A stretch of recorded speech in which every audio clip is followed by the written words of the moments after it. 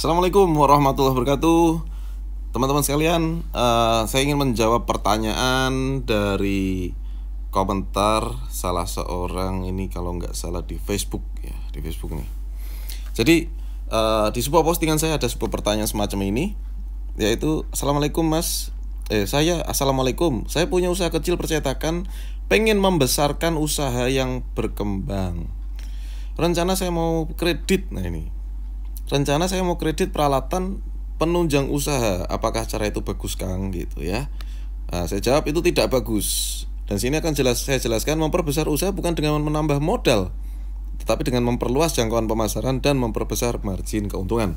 Saya akan jelaskan tentang hal ini, dan ada di buku saya ini di bab pertama di halaman 1 ya, tentang Show Me the Market, di mana saya pernah cerita ya, di sini saya pernah cerita tentang sahabat Rasul, yaitu Abdurrahman bin Auf radhiyallahu anhu, di mana beliau dengan gagah mengatakan tunjukkan di mana pasarnya. Ya, makanya di sini saya tulis Show Me the Market. Nah, apa sih sebetulnya yang beliau lakukan gitu? Karena saya yakin sekali beliau adalah seorang profit maker sejati gitu. Dan di situ kita bisa ambil sebuah pelajaran yang sangat berharga, di mana inti sarinya adalah ketika itu beliau hijrah ke Madinah, dan di Madinah tidak membawa apapun. Kemudian di sana ditawari oleh sahabat dari Madinah, kaum Ansor, ditawari separuh dari hartanya. Jadi ada sahabat yang kaya raya di sana, dan dikasih separuh dari hartanya. Anda bayangin aja, itu luar biasa itu ya. Ya itu kalau Anda gitu mesti langsung mau gitu ya. Dan beliau menolaknya dengan baik, menolak dengan halus ya. Semoga Allah memberkahi, tunjukkan saja di mana pasarnya. Itu kurang lebih kalimatnya. Kemudian apa yang dilakukan? Yang dilakukan adalah ditunjukkan di mana pasarnya, dan kemudian Abdurrahman bin Auf datang ke pasar dan mulai menganalisa. Nah, sampai di titik ini, sampai akhirnya terus beliau menjadi salah satu orang terkaya di Madinah. Itu berawal dari situ, tanpa modal. Ini yang Anda harus cari ini. Hal seperti harus dicari, kok bisa ya gitu ya. Yang saya pelajari dari ilmu ini, dari kisah ini adalah, ketika itu Abdurrahman bin Auf, saya bayangin aja ya, berarti dia ada di pasar dan dia melihat aktivitas. Kenapa kok yang dipikir pasar gitu? Kenapa kok bukan ya udah aku mau modalnya lah gini, sini modalin aku lah gitu. Itu kalau saya sama Anda mungkin gitu ya, tawarin harta yang mau aja gitu, tawarin duit, siapa yang nggak mau? Gitu. Tapi sahabat beda ya, beliau menolak dengan baik, semoga Allah memberkahi gitu. Nah, terus kemudian datang ke pasar dan kemudian menganalisa apa yang bisa dilakukan di pasar. Karena kenapa yang dituju adalah pasar? Karena pasar adalah tempat orang bertransaksi. Jadi di situ orang datang itu kalau nggak jualan ya beli, gitu ya. Jadi di zaman itu ya orang bertransaksi di pasar, gitu. Nah, mari kita ambil sebuah gambaran di sini. Makanya tadi bagaimana ingin membesarkan usaha kita, ya apalagi Anda sudah punya usaha yang sudah berjalan, gitu ya, punya percetakan misalnya. Berarti tinggal pasarnya saja yang diperluas, gitu ya. Pasarnya diperluas. Hindari kredit. Anda tidak perlu kredit. Kalau Anda pikirannya untuk memperbesar omset, Anda harus punya peralatan yang lebih besar. Itu nggak ada hubungannya. Ya, ada mungkin tapi tidak langsung ya, atau hubungannya jauh. Yang secara langsung ada hubungannya untuk memperbesar omset adalah pasar. Itu yang paling dekat. Nah, maksudnya Mas Arli apa? Gini loh saudara, bisa nggak kita kira-kira mengambil kisahnya Abdurrahman bin Auf dan kemudian kita coba untuk menerapkan di zaman sekarang ini? Pasar, apa arti pasar? Tempat orang bertransaksi ya. Oh, berarti bisa apa saja ya. Pasar itu bisa apapun. Tempat orang bertransaksi di mana ada penjual, ada pembeli, ada barang dagangan di situ. Oke. Pernah nggak Anda melihat sebuah grup jual beli? Itu pasar. Pernah nggak Anda melihat ada iklan nongol di Facebook atau di Instagram terus banyak yang komen? Ya, Anda bisa menganalisa. Anda jangan ikutan komen jualan di situ, nggak sopan ya. Tapi minimal kita bisa melihat gitu. Kita bisa menganalisa apa sih sebetulnya kebutuhannya. Anda baca komen-komennya, apa sih kebutuhannya gitu. Oh, ternyata seperti ini.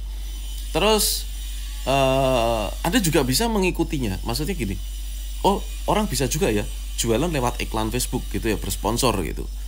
Terus ada juga Instagram, tulisannya bersponsor.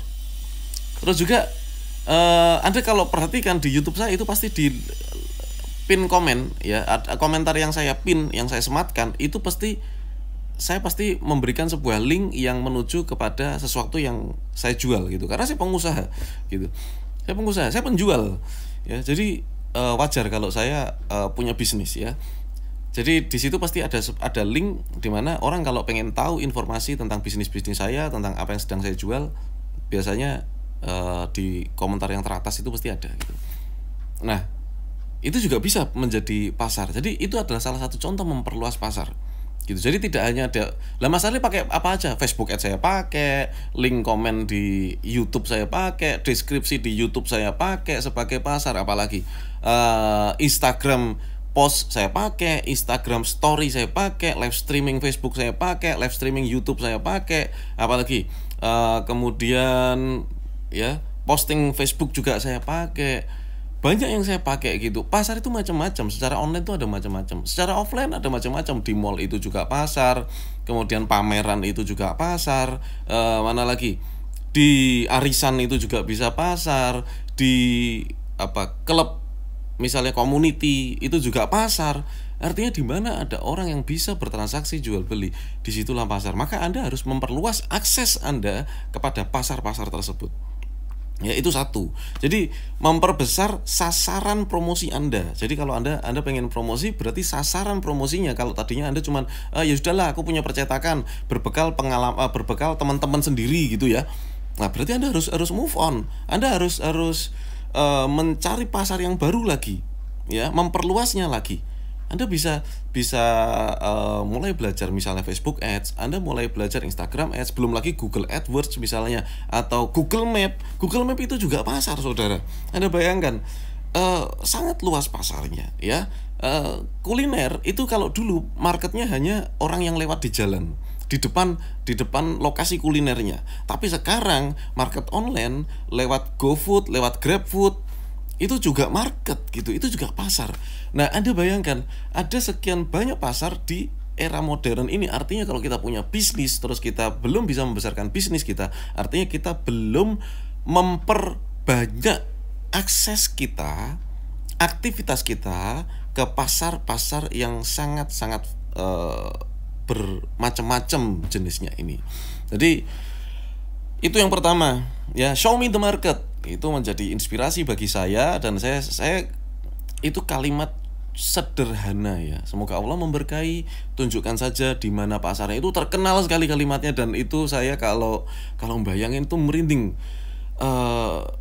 Jenius sekali gitu loh. Ya jenius sekali. Dan kenapa saya nggak belajar ke sana gitu. Kenapa kita harus belajar sama yang rumit-rumit, misalnya kita belajar tentang 4P misalnya, product, place, promotion, price.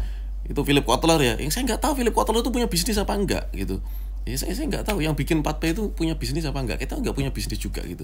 Dia cuman menjadi penulis dan dipakai di kampus-kampus, dan itu ironisnya. Makanya kenapa orang lulusan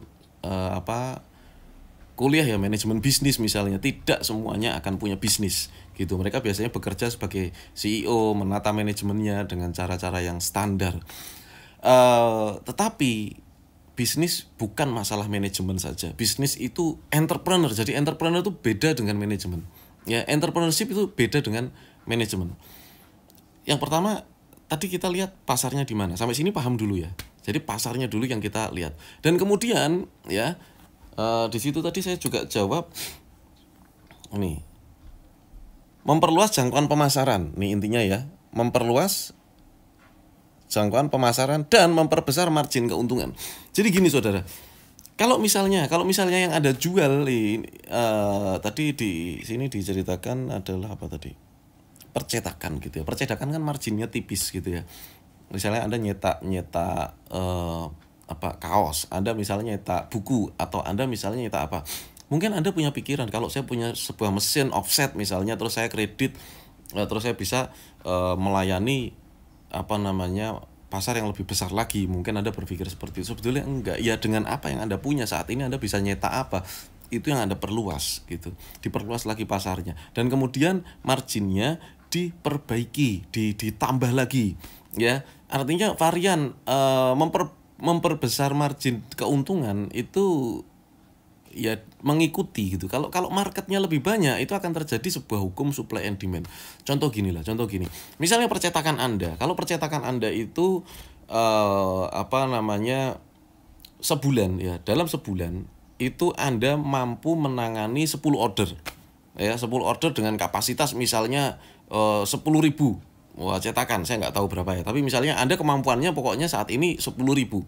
Ya, kapasitas 10.000 dan Anda mengambil keuntungan sebesar 10% gitu.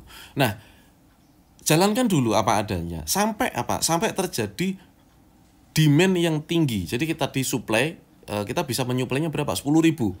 Ya, kita bisa nyetak 10.000 setiap bulannya. Itu kemampuan Anda. Kalau di atas itu Anda sudah nggak mampu. Berarti pada saat ada demand 15.000, ya pada saat ada demand 15.000, Anda bisa meningkatkan margin keuntungan menjadi 15% misalnya, atau 12,5% atau 13%, terserah Anda. Jadi Anda bisa tingkatkan lagi keuntungannya. Ya, jadi selisih keuntungan itu bisa ditingkatkan. Itu yang pertama. Jadi cara meningkatkan keuntungan itu dengan cara mempertinggi marginnya. Artinya menaikkan harganya juga boleh. Ya, kalau demandnya lebih tinggi daripada kemampuan Anda melayani. Ya, otomatis kan akan berkurang itu.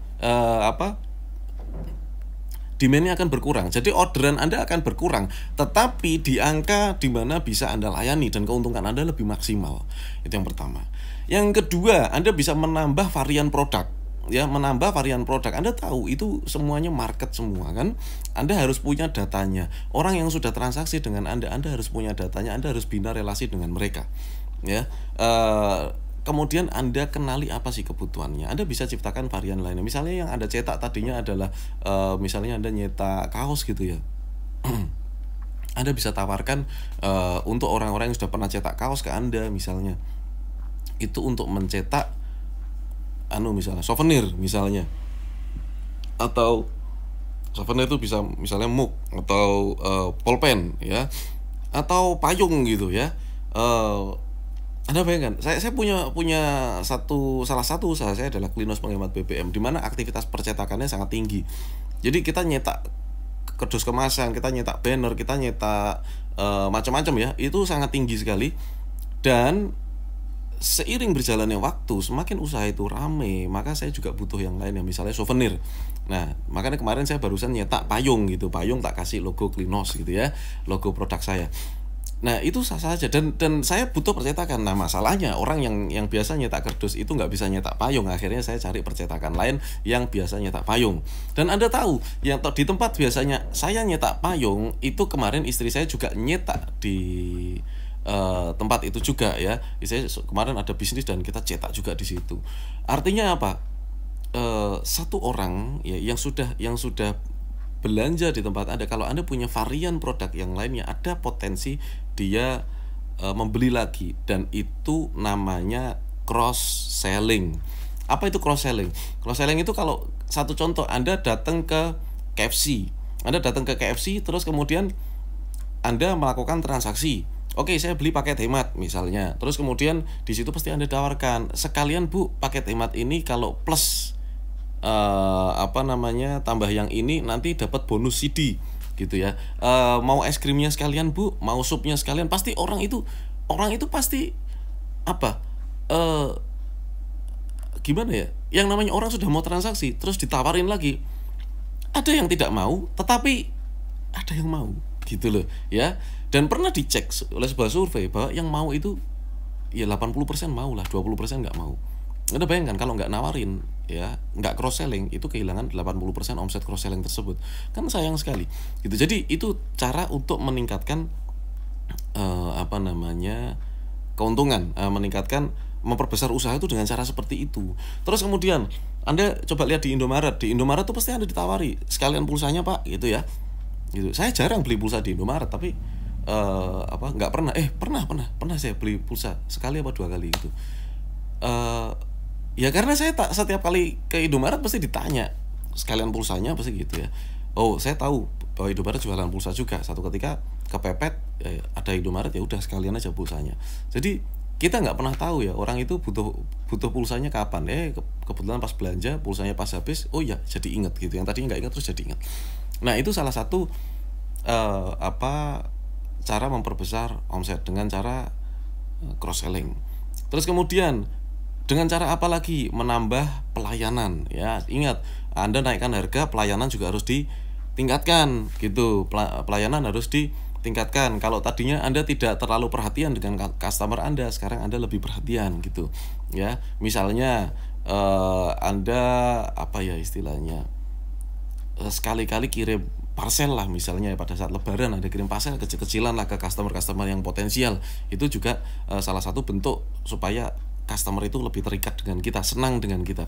Ya orang itu hanya membeli dengan perasaan senang, itu perlu dicatat baik-baik ya. Jadi tambahlah terus nabung perasaan senang customer terhadap Anda.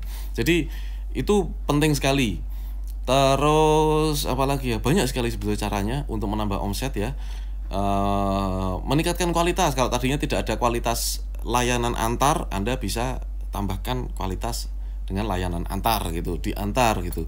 Atau layanan konsultasi. Kalau tadinya ya udah yang penting order bla bla bla. Kalau sekarang Anda lebih cenderung memikirkan, ya lebih memikirkan customer Anda, memberikan saran yang terbaik demi kemajuan usahanya. Karena percetakan biasanya nyatakan usaha-usaha juga gitu. Ini bisnis yang tipikalnya B2B. Jadi tidak hanya sekedar nyetak terus selesai gitu ya. Tapi di situ juga Anda memberikan wawasan gitu ya. Misalnya udah ada desain masuk gitu, terus Anda berikan referensi, Pak ini sudah fix desainnya, kalau sudah fix langsung saya cetak bisa gitu. Tapi kalau boleh, ini kalau Bapak mau, saya kalau boleh kasih saran sedikit.